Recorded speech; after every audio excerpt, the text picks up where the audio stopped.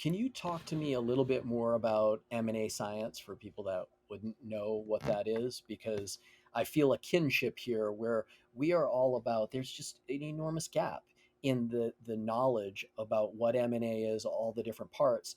And that's natural. Like a founder's got to be hyper focused building a business. And what do they get once, maybe if they're lucky, two times to be able to sell a business in their lifetime. So it's never going to be an expertise. And you are educating not just sellers of businesses, founders. You're educating, a community from multiple segments. So can you take me through M&A science, like how you launched that and what it's Y- doing today? Yeah, I mean, I never had no idea what I was doing at the time, but I had Deal Room getting it off the ground, going through all those founder lessons, figuring out how to get a productive engineering team, figuring out product market fit, figuring out the go to market, and stumbling and falling all along the way. And it was probably around 2017 where we started getting some meaningful traction. We're working with a number of corporations.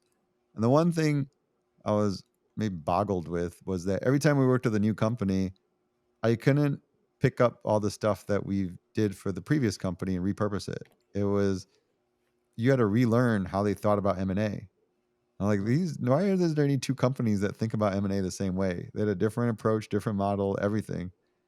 And that's when I came to this realization that the bigger underpinning problem in the industry was that the industry itself was siloed, and that all these firms, consulting firms, have developed their own proprietary way of approaching M&A, and that there's a lack of standardization and best practices. mhm, The question was, where's the evidence behind all of this?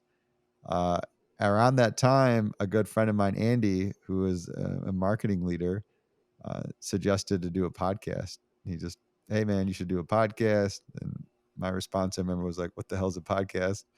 I had no idea. And he yeah, just kept encouraging me to do it. He said, don't worry about it. It's gonna be the next best thing. You just gotta, it's gonna be the next big thing. You just gotta do it. yeah, And I was pretty hesitant, but I said, all right, I gotta do something for marketing anyways. Why don't I give it? And then it dawned on me. I was like, I could actually use this as an opportunity. We do a lot of these interviews for researching product development. mhm, Similar approach. He's like, yeah, just publish the same thing, but I can interview practitioners and learn about their experiences and lessons learned and try to identify what are the things that actually work and don't work in the industry. And that's where M&A Science started in 2017. And here we are 7 years later, and we just hit 1 million downloads last month. And I had no idea, last week, I should say. But yeah, I had no idea that it, it turned into a community of others that really are seeking out these best practices.